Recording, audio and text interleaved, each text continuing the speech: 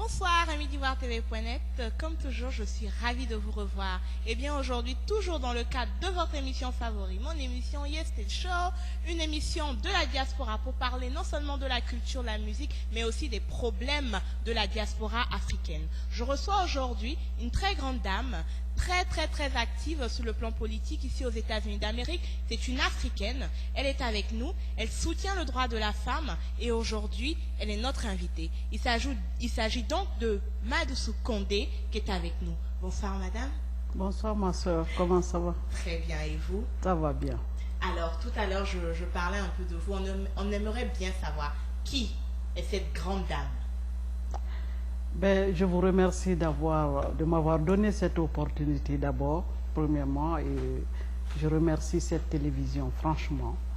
Je suis Madame Doussou Condé, une Guinéenne tout court, née en Guinée, évidemment. Après les études, elle a travaillé, mariée et mère de 4 enfants, mais je suis de nationalité africaine. Merci. Alors, parlez-nous un peu de votre, implication sur le plan politique ici aux États-Unis d'Amérique et par rapport au mouvement féministe. Ma soeur, vous me ramenez très loin. Si vous me demandez, je ne suis pas politicienne. Je suis une dame, une sœur qui pense qu'elle peut être la voix des sans-voix.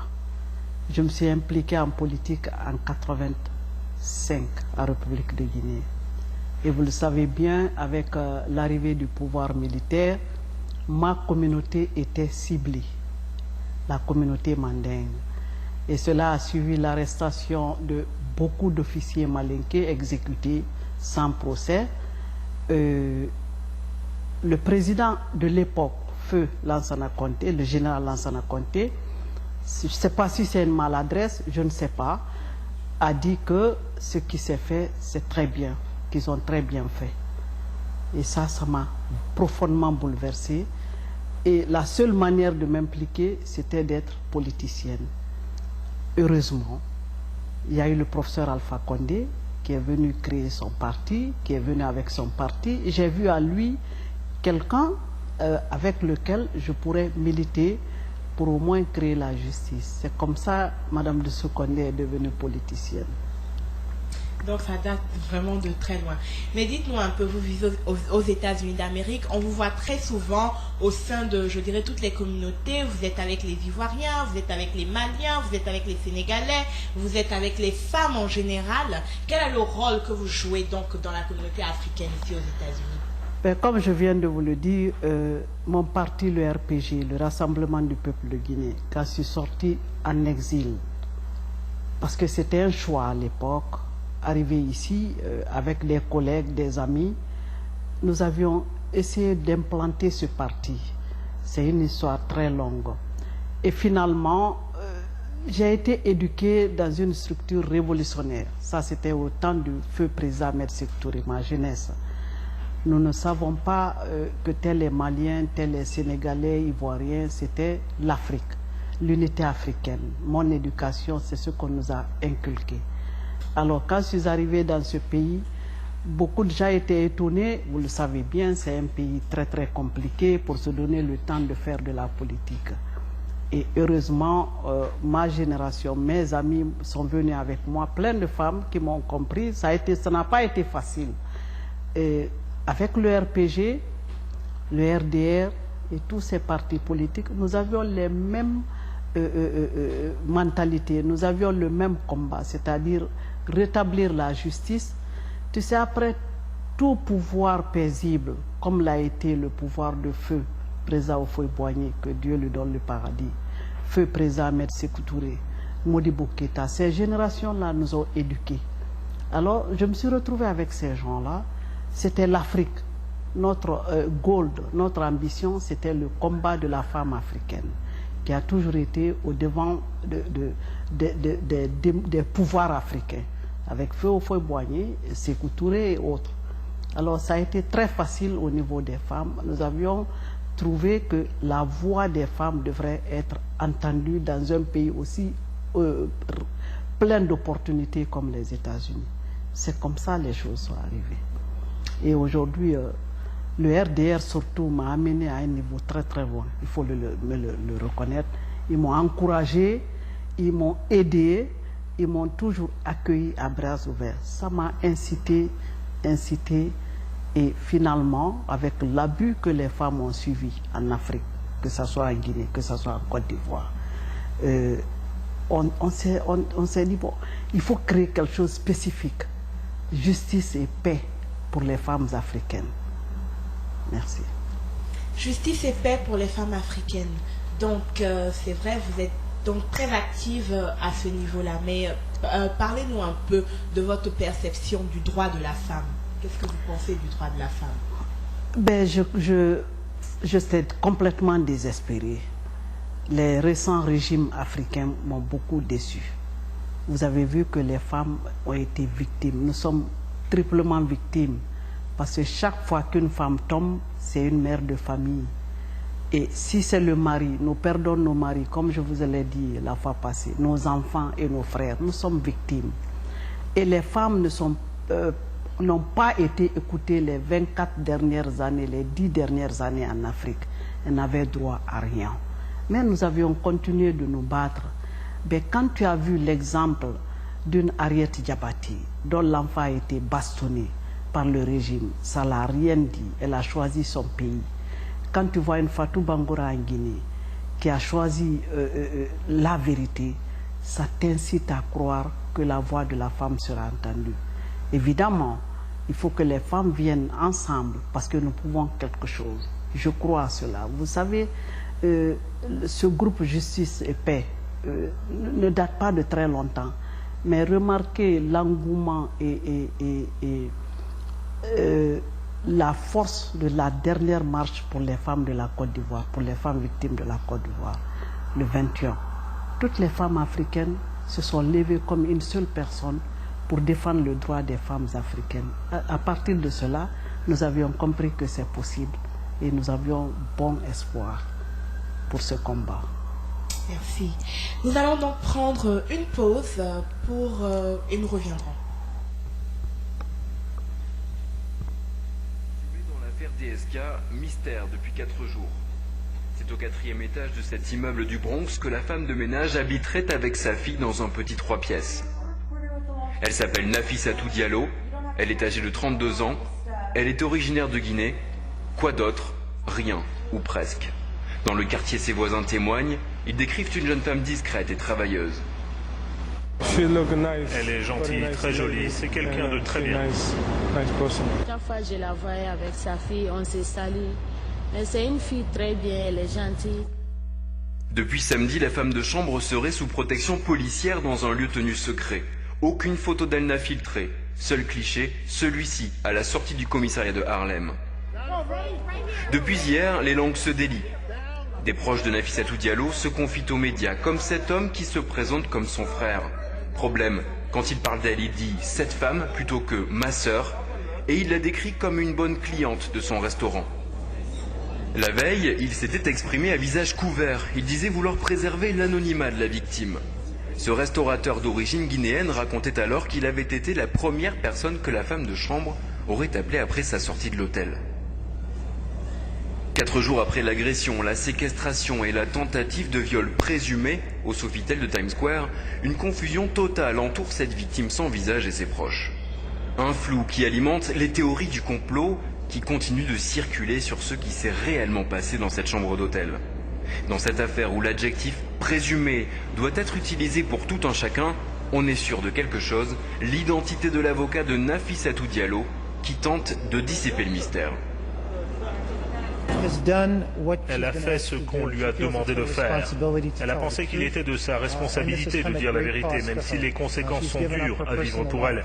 Elle a abandonné sa vie personnelle et elle se sent en danger, physiquement en danger. Nafissatou Diallo nie catégoriquement avoir eu une relation sexuelle consentie avec DSK. La jeune femme est prête à témoigner à la barre et à révéler enfin son visage. Dominique Strauss-Kahn, inculpé pour agression sexuelle, tentative de viol et séquestration aux États-Unis. L'annonce a été faite ce dimanche par la police de New York.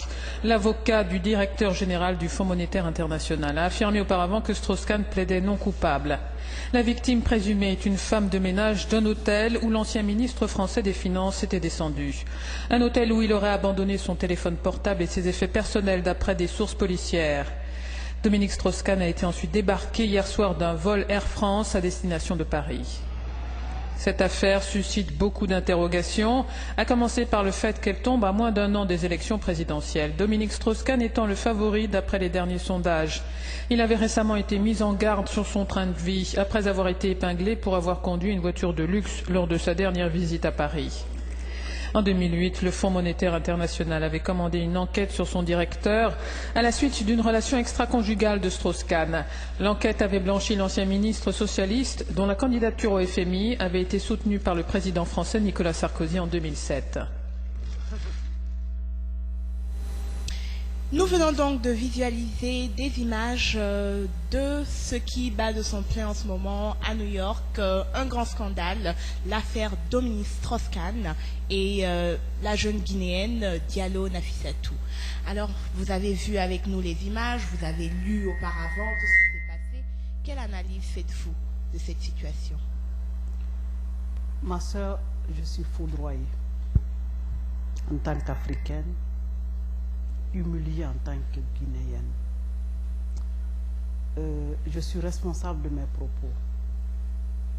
Un homme d'État à la dimension de Dominique Strauss-Kahn, Monsieur Afrique, parce qu'il ne faut pas se leurrer, ce monsieur, son passage au FMI, a quand même prouvé que l'égalité est possible dans son combat pour aider les peuples meurtris, que c'est une de mes concitoyennes qui joue à ce jeu. Franchement, je n'y crois à rien. Dans ma culture, comme toi dans ta culture, une mère de famille qui se sent violée dans un hôtel, sans témoin, et selon tout ce qui se dit, parce qu'il faut beaucoup faire attention, que c'est après des heures qu'elle ait déclaré qu'elle a été violée. Sans témoin, un grand hôtel comme ça, qui n'a ni caméra. Moi, je suis confuse, mais je suis humiliée que c'est une femme africaine aujourd'hui qui adopte une culture américaine pour sortir publiquement qu'elle est violée. Même si ce n'est pas Dominique Strauss-Kahn, une mère de famille, ça m'étonne.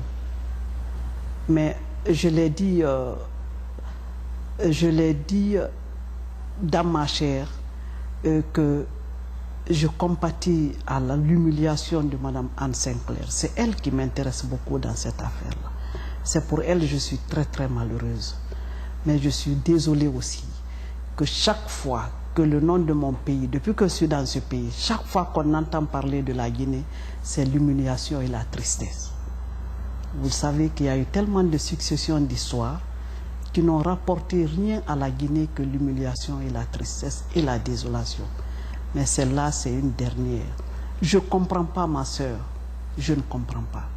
Mais je ne serai pas à sa place pour détruire un homme qui s'est battu jusqu'à ce niveau-là. Je ne serai pas à sa place, je ne le souhaite pas. Pour le moment, je n'y crois à rien. Mais comme la justice est souveraine aux États-Unis, nous verrons la suite. Mais ça m'étonnerait. C'est ça ma position. Nous avons vu des images et les médias n'ont pas manqué de décrire. Tout est vraiment très.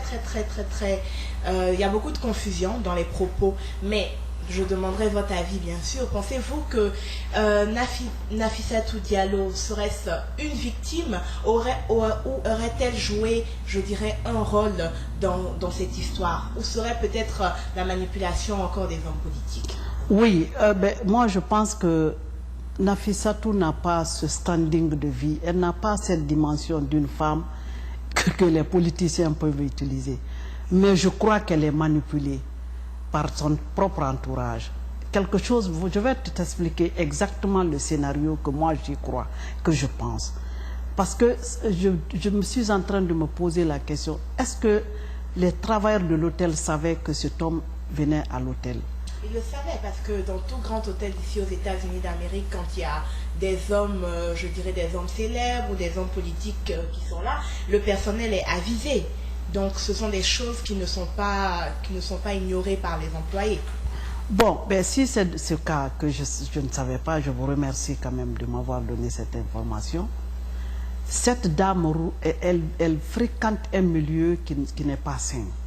Vous avez vu l'attitude de cet homme qui se réclamait être son frère. Vous le savez bien.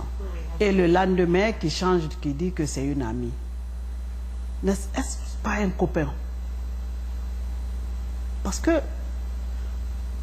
moi, je me dis qu'elle a dû dire, si, comme selon vous, les travailleurs sont informés déjà qu'il y a un homme de cette carrure qui va descendre dans cet hôtel, est-ce que quelque part elle n'est pas venue dire à son entourage que, entre guillemets, qui n'est pas vraiment sain, et qu'on la pousse à avoir un comportement comme ça, rien que pour l'argent? Parce que moi, je pense que toute cette affaire tourne autour de l'argent. Et ce monsieur, franchement, qui se dit hier son frère, et qui se rétracte ce matin que c'est son ami, je crois qu'il est un poste clé dans cette histoire-là. Je pense qu'il est celui-là qui a dû manipuler cette fille-là. C'est mon opinion. Mais bon, avec le temps, nous verrons bien.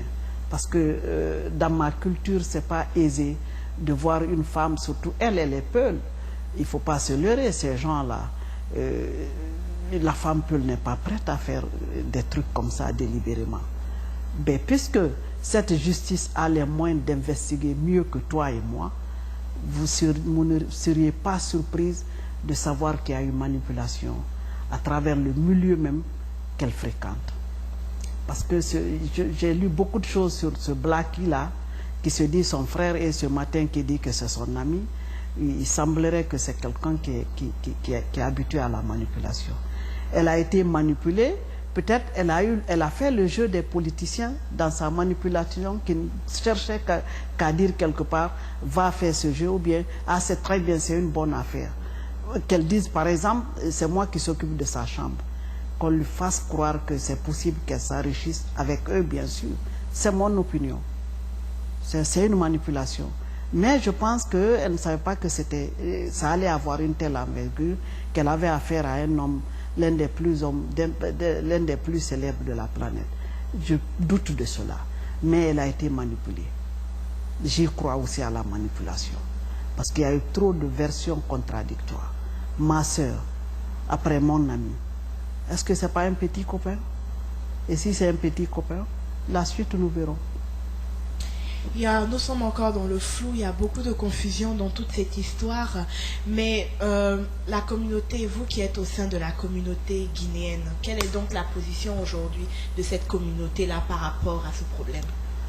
Est-ce que vous pouvez déjà vous prononcer là-dessus? Oui, personnellement, je ne me suis pas mêlée en tant qu'activiste guinéenne reconnue dans ce pays et en tant que femme touchée parallèlement, parce que c'est une femme qui est... Mais puisque je ne crois pas à l'histoire, je prends mes distances. Et beaucoup de mes concitoyens disent quelque part, sont en train de la décrire autrement. Mais je ne voudrais vraiment pas dévancer. Je pense que cette affaire va faire couler beaucoup d'encre.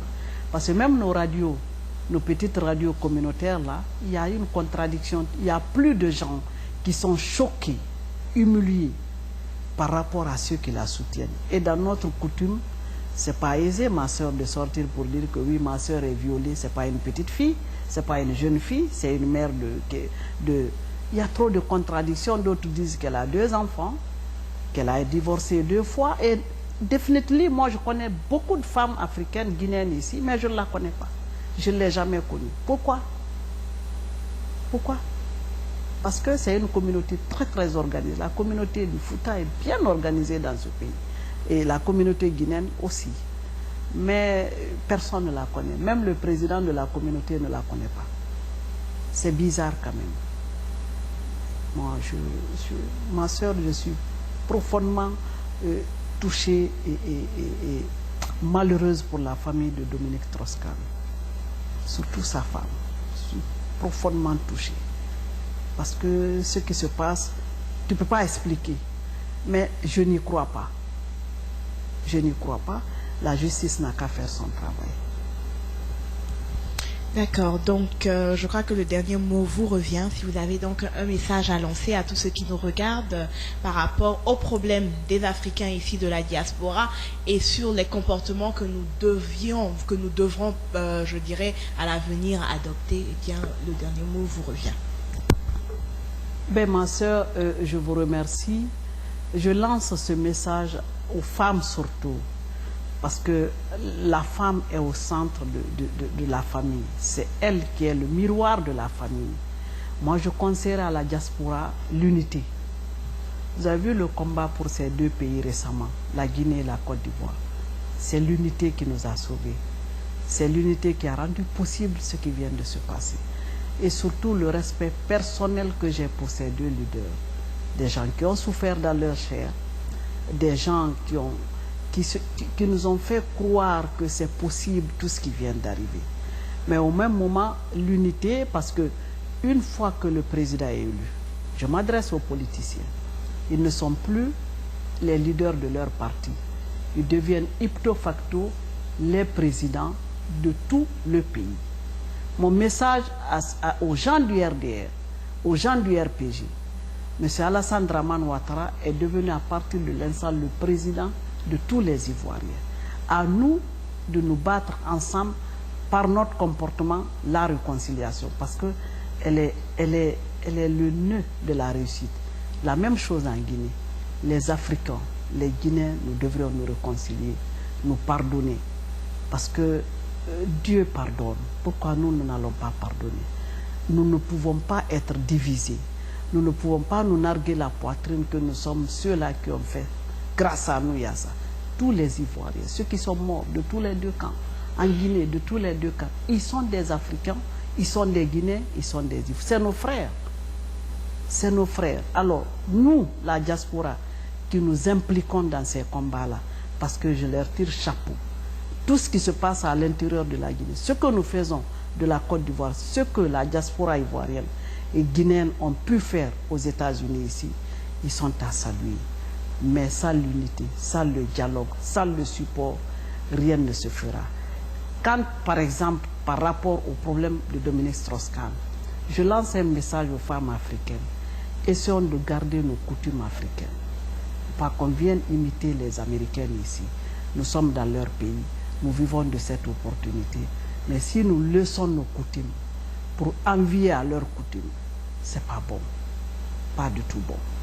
Moi, je pensais que ce qui vient de se passer pouvait être résolu au sein de la famille africaine.